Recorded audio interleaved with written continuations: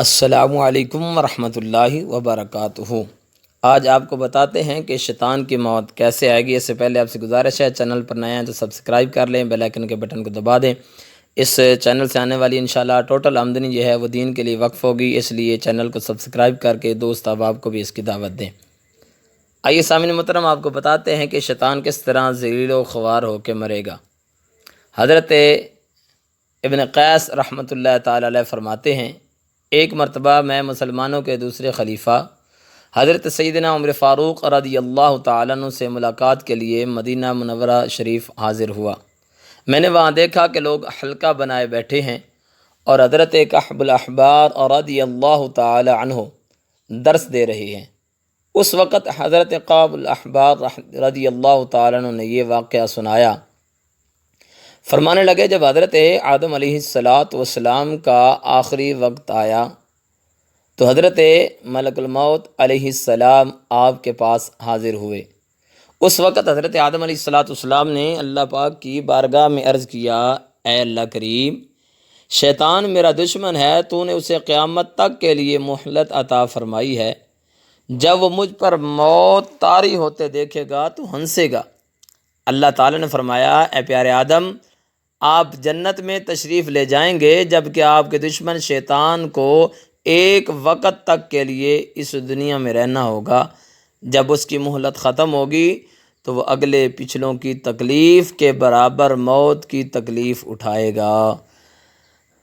اب حضرت آدم علیہ السلام نے ملک الموت علیہ السلام سے پوچھا، مجھے بتائیے شیطان پر موت کیسے طاری ہوگی؟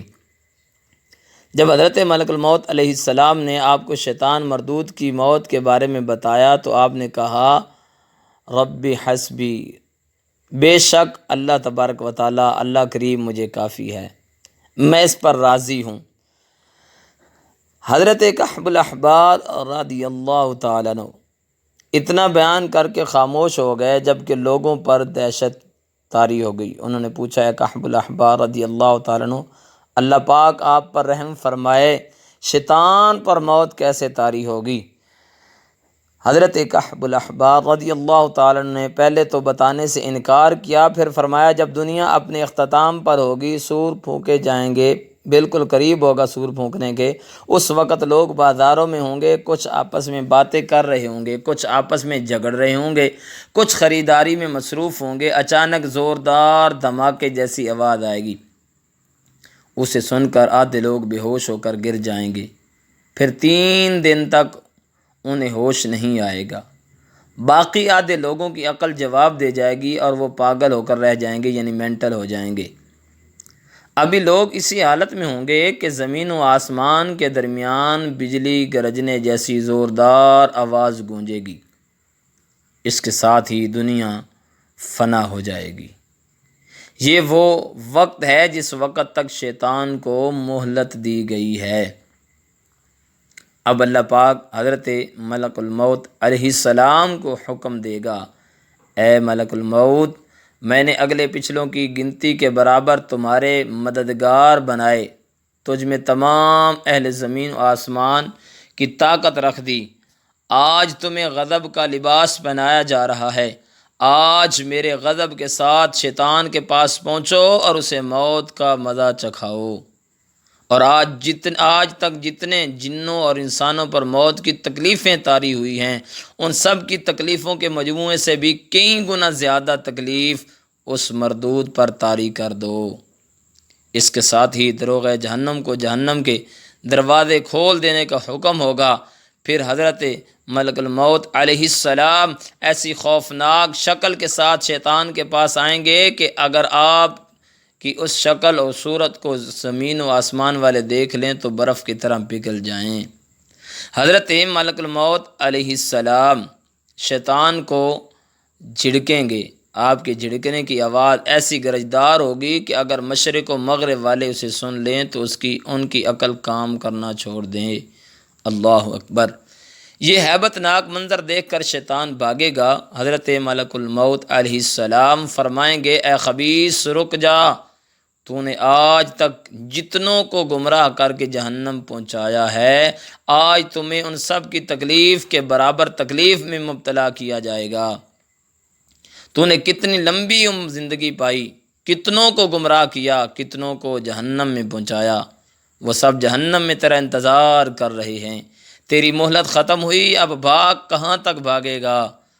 اس وقت شیطان مردود کو بھاگنے کی کوئی جگہ نہیں مل رہی ہوگی، یہ پاگلوں کی طرح کبھی مشرق کبھی مغرب کی طرف جا رہا ہوگا، کبھی سمندر میں غوطے لگائے گا، لیکن حضرت ملک الموت علیہ الصلاۃ والسلام وہاں بھی پہنچ جائیں گے۔ جب وہاں دیکھیں گے، اب بھاگتے بھاگتے دوڑتے دوڑتے یہ حضرت آدم علیہ السلام کے مزار پر پہنچے گا اور کہے گا، اے آدم، تمہاری وجہ سے ہی میں مردود ہوا، کاش تم پیدا ہی نہ ہوئے ہوتے۔ اللہ اکبر! کیسا خبیث ہے کہ ایسی حالت میں بھی اپنے گناہ کا الزام دوسروں پر ڈال رہا ہے۔ خیر، اب یہ بھاگتا دوڑتا اس جگہ آئے گا جہاں پہلی بار مردود ہو کر زمین پر اترا تھا۔ یہاں زمین آگ کی طرح دہک رہی ہوگی، جہنمیوں کو ہانکنے والے فرشتے اسے گھیر لیں گے اور اسے کانٹے دار زنجیروں میں جکڑ دیا جائے گا۔ اب جب تک اللہ تعالیٰ چاہے گا یہ نزاع کے درد اور تکلیف میں مبتلا رہے گا۔ پھر حضرت آدم علیہ السلام اور حضرت حوا علیہ السلام کو اٹھا کر کہا جائے گا، اے آدم، اے حوا، یہ ہے تمہارا دشمن، دیکھ لو کیسے عذاب میں گرفتار ہے۔ جب وہ اس بدبخت مردود کو حالت نزاع میں تڑپتے، تکلیف کے سبب لوٹ پوٹ ہوتے دیکھیں گے تو کہیں گے، اے ہمارے رب، ہمارے دشمن کو ایسی سزا دے کر تو نے اپنی نعمت ہم پر مکمل فرما دی ہے۔ آخر شیطان مردود تڑپ تڑپ کر موت کے گھاٹ اتر جائے گا۔ سامعین محترم، اس کو تنبیہ الغافلین باب الحکایات صفحہ 360 پر نقل کیا گیا۔ یہ ایسا مردود بدبخت ہے جو خود بھی ڈوبا اور اس کے ماننے والے بھی ڈوبیں گے۔ اللہ اس سے ہمیں محفوظ فرمائے۔